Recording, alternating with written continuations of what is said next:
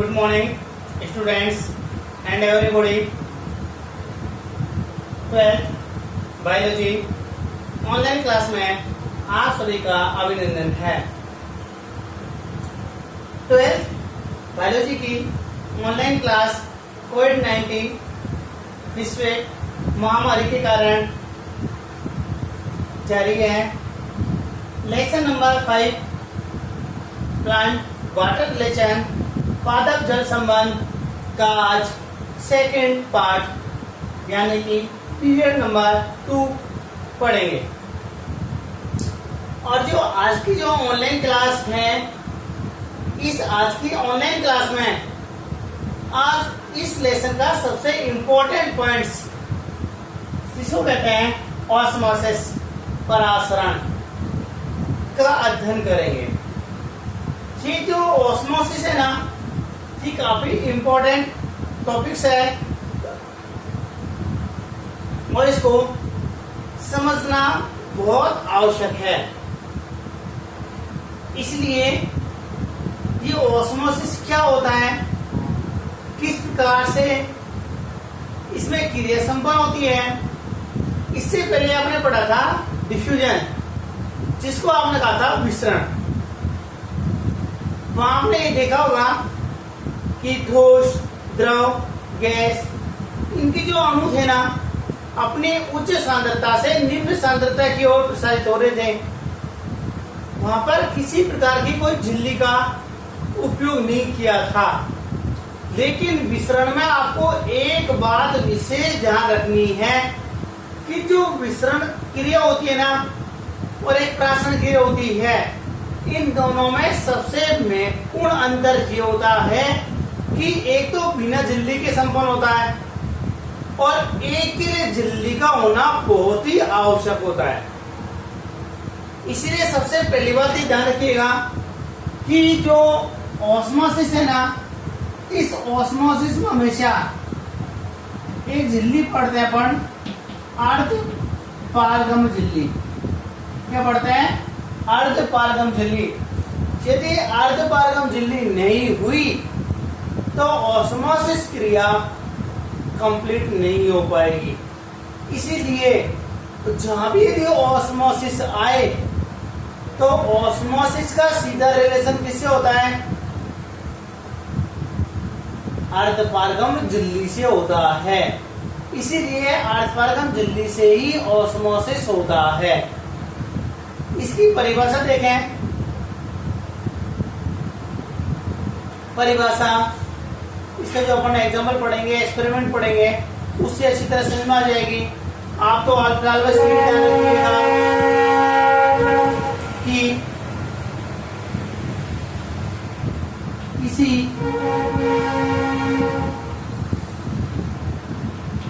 विलायक का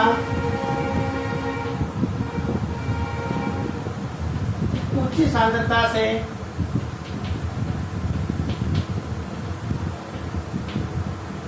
निम्न सांद्रता की ओर, उच्च सांद्रता से निम्न सांद्रता की ओर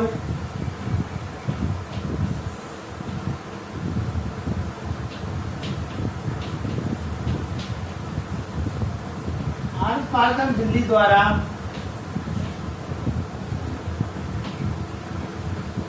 होने वाले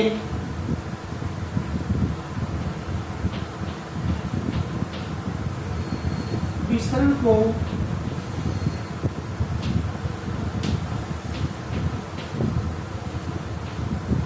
परासरण कहते हैं। अर्थात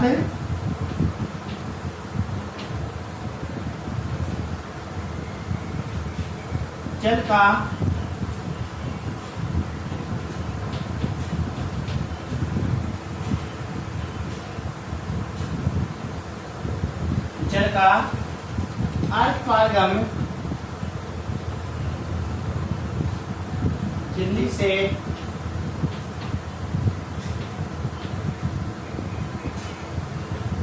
होने वाली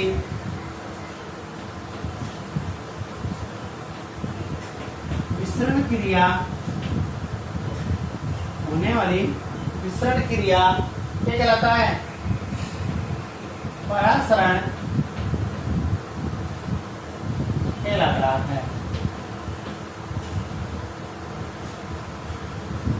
जो जल के अणु होते हैं ना, इन जल का अर्धपरागम झिल्ली से जो विसरण होता है ना, उसे अपन क्या कहते हैं? परासरण कहते हैं। इसको यदि आपको समझ में नहीं आ रहा हो, यदि आपको कंफ्यूज रह जाए, तो आप तो ये ध्यान रखिएगा कि जो परासरण होता है ना, ये हमेशा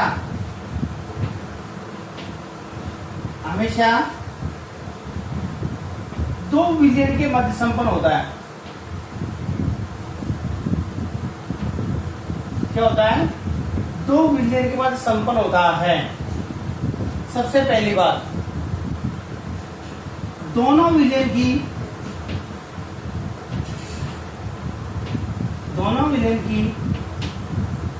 सांद्रता अलग अलग होनी चाहिए। ये ध्यान रखना, हमेशा दोनों की सांद्रता कैसे होनी चाहिए? अलग अलग होनी चाहिए। और इसमें मैं आपको एक चीज बता दूं, सबसे इंपॉर्टेंट चीज होती है कि जब दोनों की सांद्रताएं अलग अलग होंगी ना, तो तुलनात्मक रूप से एक कौन सा होएगा? शुद्ध होएगा, दूसरा इसकी तुलना में क्या होएगा? अशुद्ध होएगा। जब दोनों की सांद्रताएं अलग अलग होंगी, तो दोनों की सांद्रताएं अलग अलग होने से एक क्या हो जाएगा? शुद्ध, दूसरा क्या हो जाएगा? अशुद्ध। जैसे मैं आपको बताऊं, आपने एक गिलास पानी लिया, इसमें भी एक गिलास पानी लिया, इसमें आपने 2 चम्मच चीनी डाली और इसमें 4 चम्मच चीनी डाली, तो इसमें 2 चम्मच डाली है, इसमें 4 चम्मच डाली है, तो दोनों की सांद्रताएं अलग अलग हो गई। लेकिन इन दोनों की यदि शुद्ध की अशुद्ध की बात करें, तो 2 चम्मच वाला 4 चम्मच की तुलना में क्या होगा? शुद्ध होएगा। इसीलिए हमेशा शुद्ध से अशुद्ध की ओर परासरण होता है। आपको तो ये ध्यान रखना है कि जल के अणुओं का प्रवाह हमेशा शुद्ध से अशुद्ध की ओर होगा, और इसी को अपन क्या कहते हैं? परासरण क्रिया कहते हैं।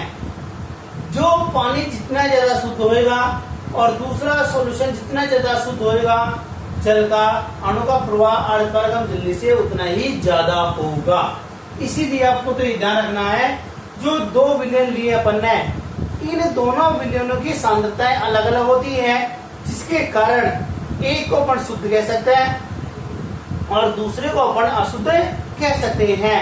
इसलिए अर्धपरागम झिल्ली से शुद्ध से अशुद्ध की ओर ही विसरण क्रिया संपन्न होती है, और इसे क्या कहते हैं? परासरण कहते हैं। ये तो केवल डेफिनेशन की बात हुई। अब आप करते हैं एक्सपेरिमेंट की। एक्सपेरिमेंट से आपको इन चीजों में समझ में आ जाएगा। तो ये परिभाषा पहले नोट कीजिएगा। सबसे पहले लेसन नंबर 5 आपने डाल रखा है, उसका पीरियड नंबर 1 आपने पढ़ चुके हैं। उसी को आगे टॉपिक को कंटिन्यू करते हुए आज का टॉपिक डालेगा परासरण, और इस टॉपिक में सबसे पहले इसकी परिभाषा लिखिए। परिभाषा लिखने के बाद दोनों पॉइंट्स डालिएगा, और इस चीज को कहीं भी आप किसी कोने में साफ साफ लिख लीजिएगा कि शुद्ध से अशुद्ध की ओर अर्धपरागम झिल्ली से जो जल का प्रवाह होता है ना, इसे क्या कहते हैं? परासरण कहते हैं। ये आपको याद रखने के लिए, इसको किसी कॉपी में एग्जाम में आपको नहीं लिखना है। ये आपको याद रखने के लिए है कि हमेशा शुद्ध से आपको अशुद्ध की ओर करना है। बस एक में जल भरोगे, दूसरे में क्या भरोगे? चीनी भरोगे, तो कहाँ जाएगा? जल के अणु चीनी की ओर जाएंगे।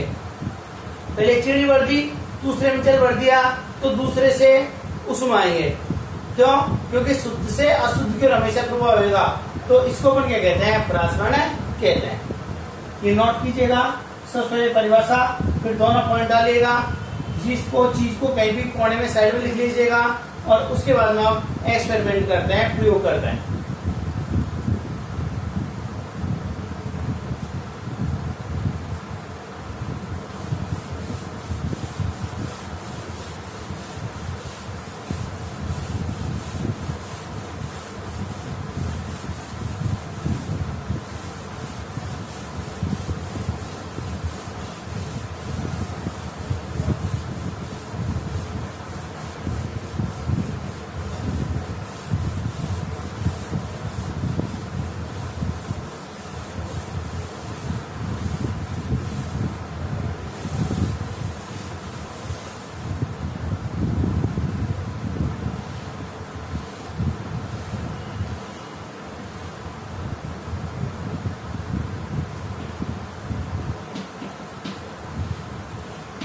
एक्सपेरिमेंट प्रयोग।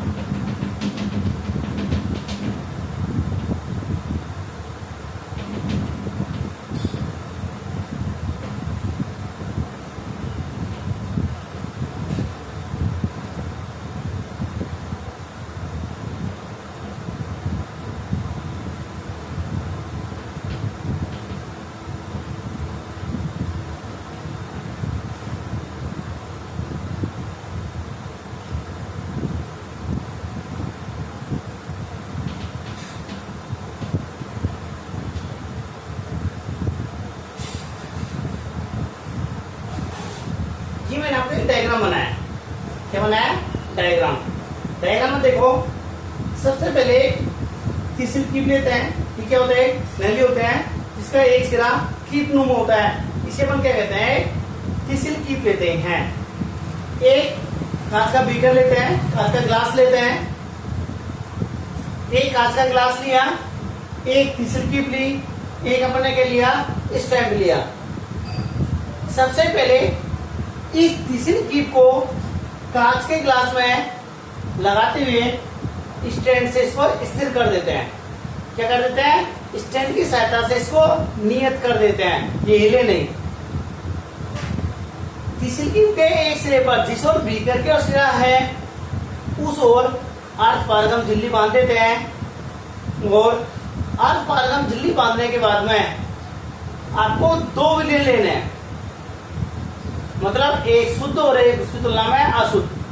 अपन क्या करते हैं, एक पानी ले लेते हैं और दूसरा अपन चीनी या नमक का घोल ले लेते हैं। तो चीनी या नमक का घोल या पानी दोनों में अंतर हो गया तुलना में। अपन क्या करते हैं, जो बीकर है इस बीकर में तो शुद्ध पानी भर देते हैं और जो तिसलकीप होता है इसमें अपन शर्करा का विलयन भर देते हैं।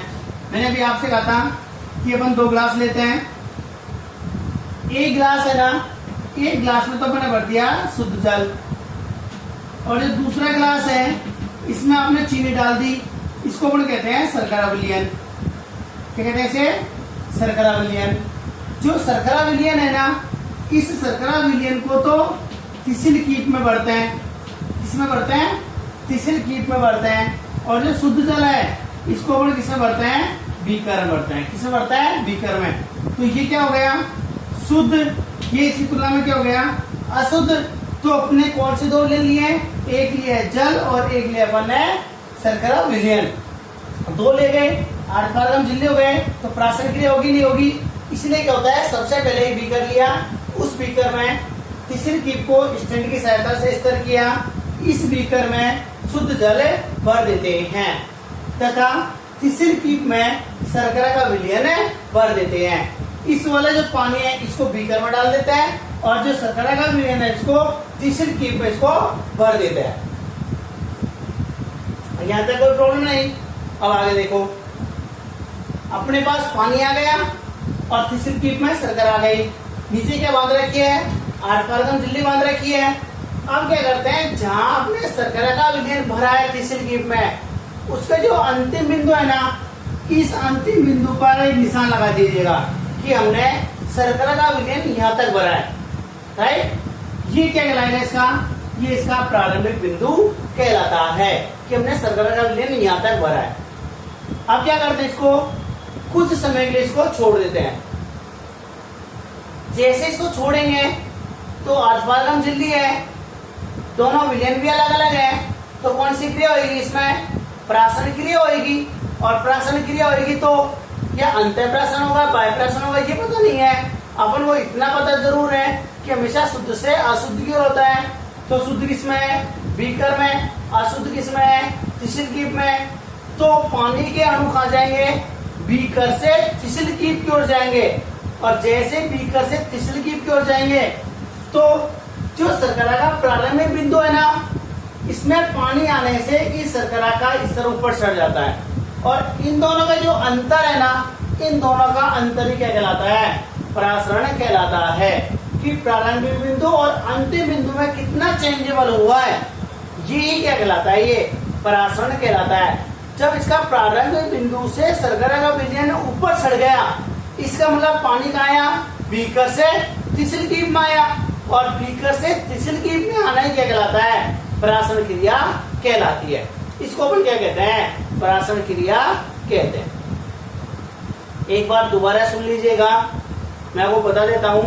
सबसे पहले एक कांच का गिलास लो, इसको आप घर पे भी कर सकते हैं। घर पे कैसे करना है सुनो। एक कांच का गिलास घर में होता है, उसमें पानी भर दो।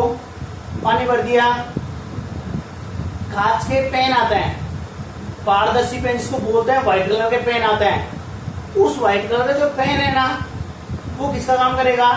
तिसलकीप का काम करेगा। उसके एक सिरे को धागे से बांधो ऊपर, स्टैंड तो अपने घर में होता नहीं है, एक सिरे को धागे से बांधो और दूसरा जो सिरा है जो बीकर में कांच की गिलास में डूबा हुआ है, उसमें 8 पारगम झिल्ली बांधनी है। अब 8 पारगम झिल्ली कहाँ से लाएं? उसके लिए अपने पास एक ऑप्शन होता है, प्याज। प्याज को फोड़ो, फोड़ने पर प्याज की जो कलिकाएं होती हैं उनके बीच में एक व्हाइट कलर की झिल्ली सी पाई जाती है। उस झिल्ली को निकाल करके उस पेन के नीचे सिरे पर बांध दो। बांध दिया। अब उस धागे की सहायता से पेन को बीकर में स्थिर कर दो, किसी आलोने में बांध कर उसको रख दो, फिक्स हो गया। उसके बाद में उस पेन में शर्करा का, चीनी का, नमक का घोल भर दीजिए आधा सा और उस पर मार्क पेन से निशान लगा दो। कांच गिलास पानी भर दिया और कुछ समय उसको रख दो। रख दिया, कुछ घंटे बाद अपन देखते हैं कि जो आपने निशान लगाया था ना, उस निशान से ऊपर पेन में पानी छड़ जाता है। जितना पानी छड़ा है ना, वही क्या कहलाता है? विसरण कहलाता है, प्राशन कहलाता है। तो अपने इसमें भी तो वही प्राशन किया है, इससे कर लो। घर में आलू होता है, अभी आलू को बताऊं मैं, आलू से भी होता है प्राशन। किसी भी एक्सपेरिमेंट से अपन कर करके और इसको आसानी से देख सकते हैं। तो एक बार एग्जांपल सुन लीजिएगा। सबसे पहले क्या लेते हैं? कांच का बीकर लेते हैं। कांच के बीकर में टिश्यू कीप को लगाकर स्टैंड की सहायता से स्थिर कर देते हैं। कांच का बीकर लिया, टिश्यू कीप ली, स्टैंड की सहायता से इसे स्थिर कर दिया। बीकर में पानी भर दिया, टिश्यू कीप में शर्करा चीनी का घोल भर दिया। इसमें जहां लास्ट तक चीनी का घोल भरा है उस पर पॉइंट कर दो, मार्क कर दो कि अपन ने यहाँ तक पानी भरा है, और इसे कुछ समय के लिए इसको रख दो। इसके दूसरे सिरे पर अस्पारगम झिल्ली बंधी हुई है, तो जल के अणु आ जाएंगे, शर्करा विलीन की ओर जाएंगे। क्यों? क्योंकि शुद्ध से कहा जाएंगे, अशुद्ध की ओर जाएंगे। और अपने परिभाषा में ये लिखा था, जल का अस्पारगम झिल्ली से जो विस्तरण होता है उसे क्या कहते हैं? प्रासरण। तो जल का अणु अस्पारगम झिल्ली से कहा जाएंगे, टिश्यू कीप में जाएंगे। तो टिश्यू कीप में जाएगा तो टिश्यू कीप में पानी का स्तर बढ़ेगा। तो ये प्रारंभिक बिंदु हुआ। दूसरे डायग्राम से दिखा रखा है कितना प्राशन हुआ है। ये प्रारंभिक बिंदु हुआ और अंतिम बिंदु कहाँ है? पानी यहाँ तक चढ़ गया। तो इतना जो पानी छड़ा है ना, ये क्या कहलाता है? ये प्रासरण कहलाता है। इसे क्या कहते हैं? प्रासरण कहते हैं। राइट, इसको लिखवा देता हूं मैं। सबसे पहले पॉइंट डालिए, एक्सपेरिमेंट, प्रयोग। पॉइंट डाल लिया। पॉइंट डालने के बाद में मैं आपको लिखा देता हूं, उसके बाद में आप दोनों डायग्राम बना लीजिएगा।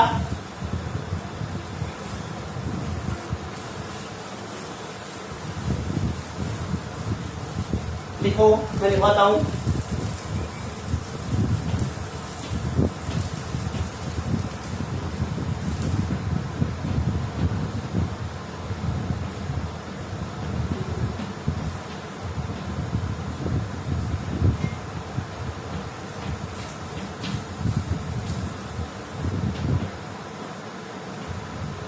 सर्वप्रथम एक टिश्यू कीप को स्टैंड की सहायता से बीकर के अंदर स्थिर कर दिया जाता है। स्थिर कर दिया जाता है।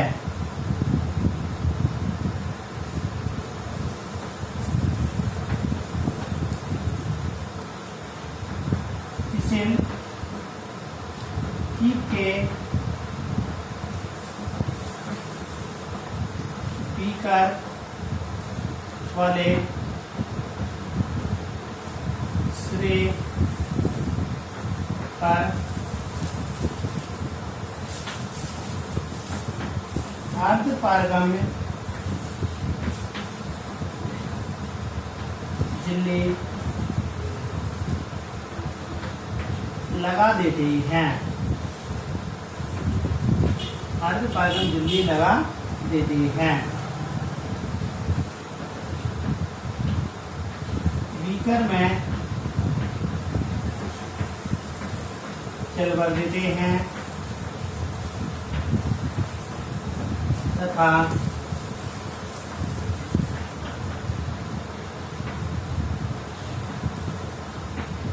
टिश्यू कीप में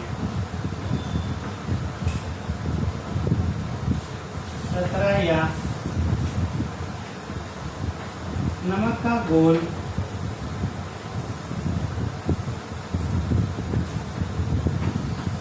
भर देती हैं।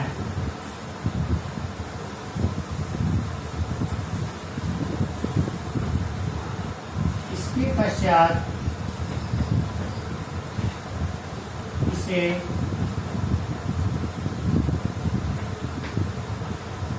समय के लिए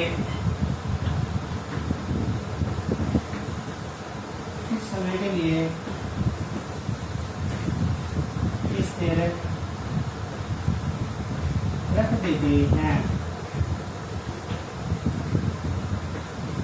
लेकिन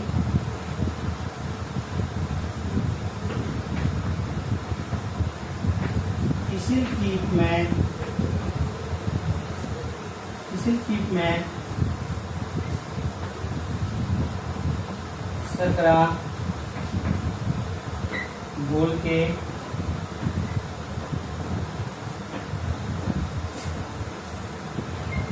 अंतिम श्रेय को, लेकिन किसी कीप में सकरा बोल के अंतिम श्रेय को चिन्हित कर देते हैं।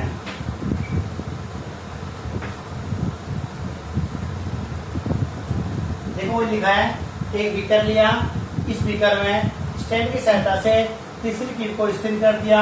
तीसरी कीप में के जो बीकर वाला सिरा होता है उसमें पर क्या मांगी, अर्धपारगम झिल्ली बांधी। अर्धपारगम झिल्ली बांधने बाद में जो बीकर है उसमें तो अपन जल भर देते हैं और तीसरी कीप होती है इसमें शर्करा या नमक का घोल भर देते हैं और इसके बाद इसको स्थिर रख देते हैं। लेकिन ध्यान ये रहे कि जहाँ पर जो शर्करा का अंतिम सिरा है इसको क्या कर देना है, चिन्हित कर देना।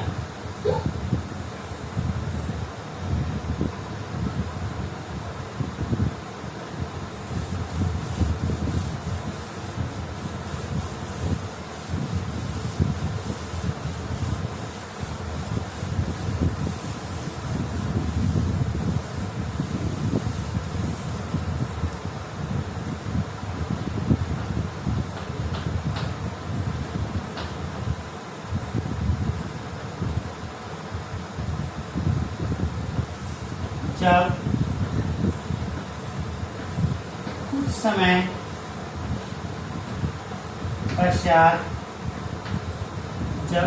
पश्चात इसे देखा जाता है तो यह पता चलता है कि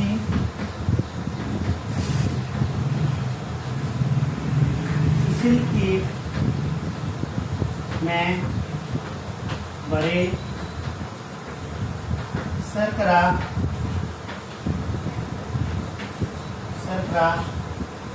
विलयन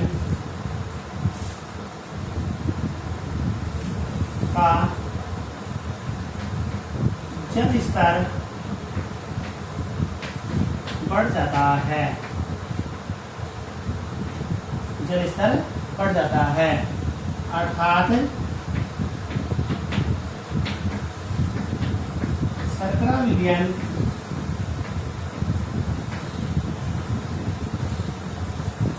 किसी कीप में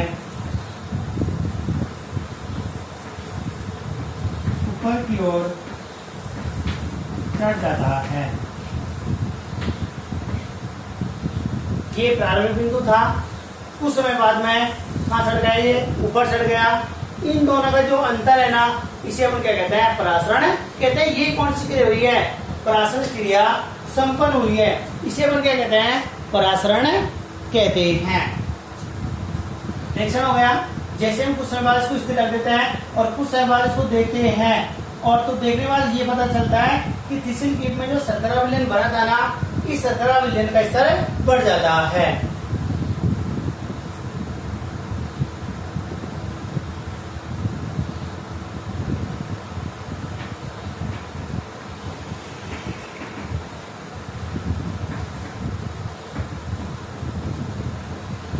उपरोक्त रिएक्शन से यह निष्कर्ष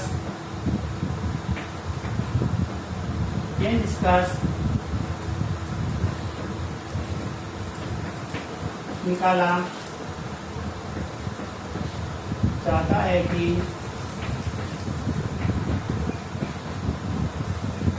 इसिल जो जल स्तर की वृद्धि हुई है, जल स्तर की वृद्धि हुई है,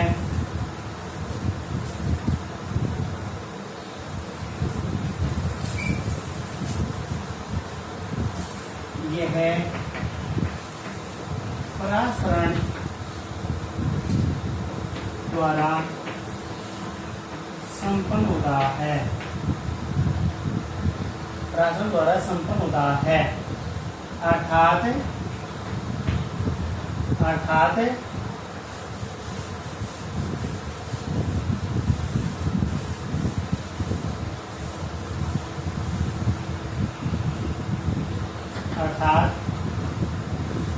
बीकर से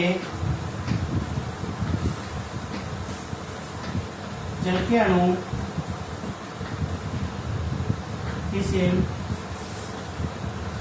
कीप में अर्धपारगम्य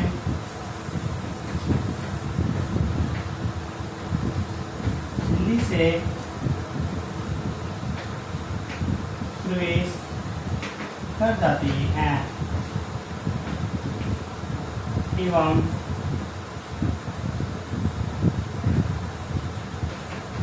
फिसल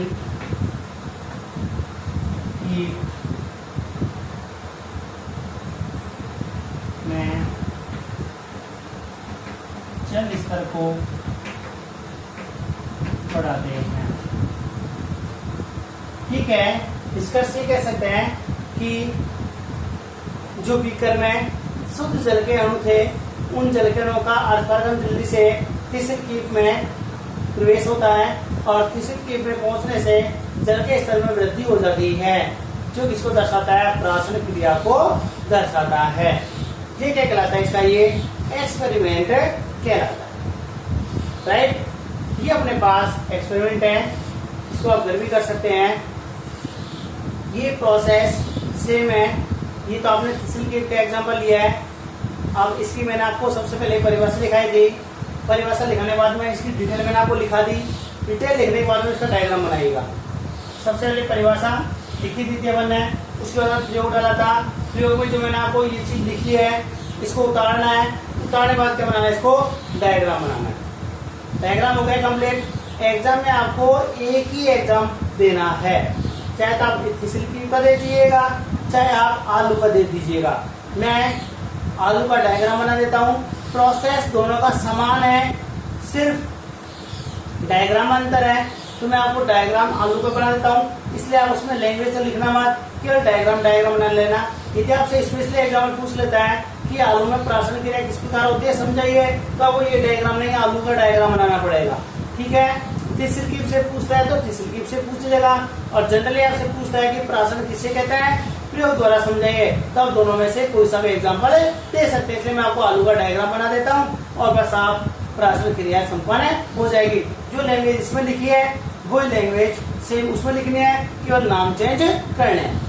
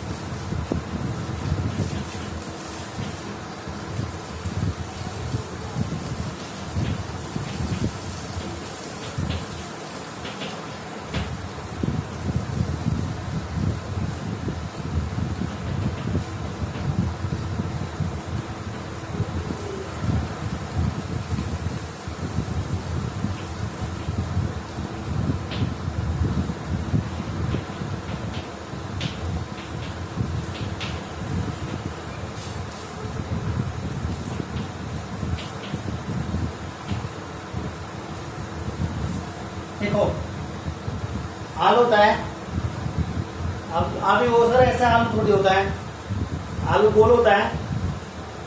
उस आलू को अपन क्या करते हैं, एक आलू लिया, उस आलू को अपन क्या करते हैं, ऊपर से पहले इसको काट दो, काटने के बाद उसको पूरा छिलका उतार दो चारों तरफ से, उतारे छिलका, छिलका उतारने के बाद उसको अंदर से आपको चाकू की सहायता से, चम्मच की सहायता से आपको अंदर से खोखला करना है।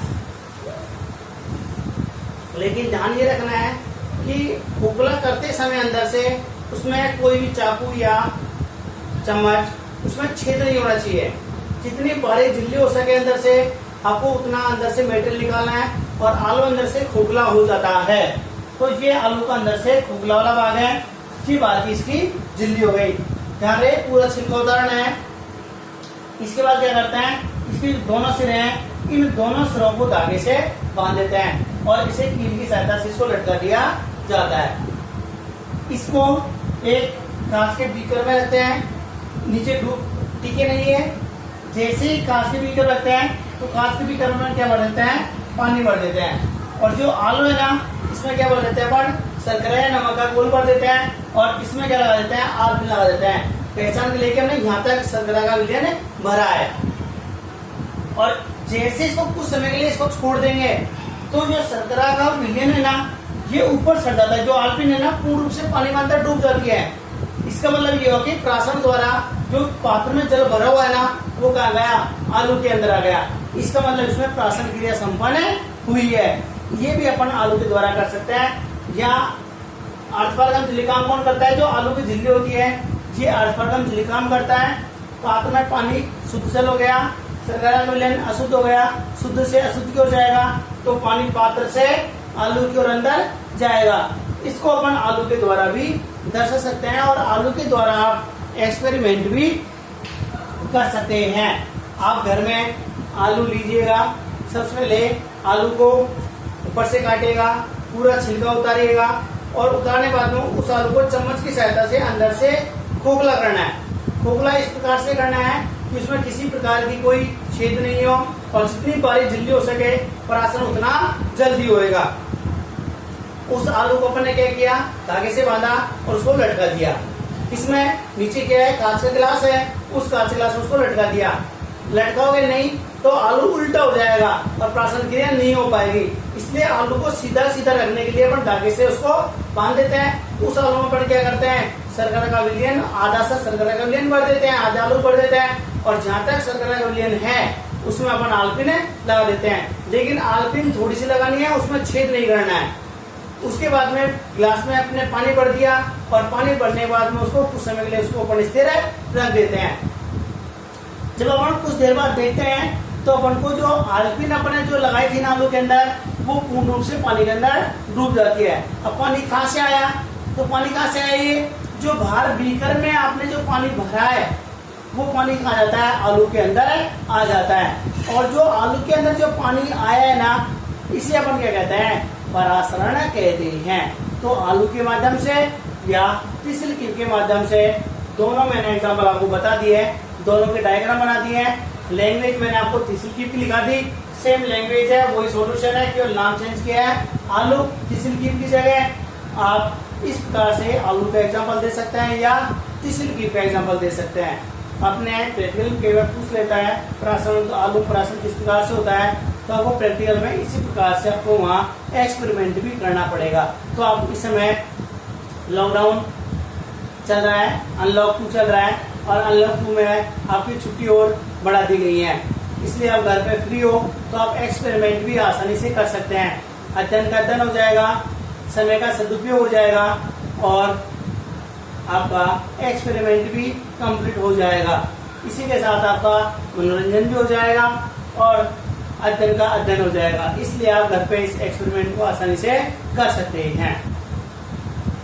आज जो ऑस्मोसिस जो पढ़ा है, ऑस्मोसिस के जो एक्सपेरिमेंट किया है आज सब करिएगा, और जो भी इस एक्सपेरिमेंट को करिएगा वो अपने ग्रुप में मेरे को डाल के बताइएगा, फोटो खींच के, कि सर हमने आज ये एक्सपेरिमेंट किया और इतना पानी छड़ा है। प्रत्येक स्टूडेंट्स एक्सपेरिमेंट को करते हुए अपने ग्रुप में फोटो शेयर करेगा कि आपने किस प्रकार से प्राशन किया है, किस प्रकार से अपने प्राशन को एक्सपेरिमेंट से दर्शाया है। आज की क्लास को यहीं ऑफ करते हैं, कल पढ़ेंगे नेक्स्ट टॉपिक।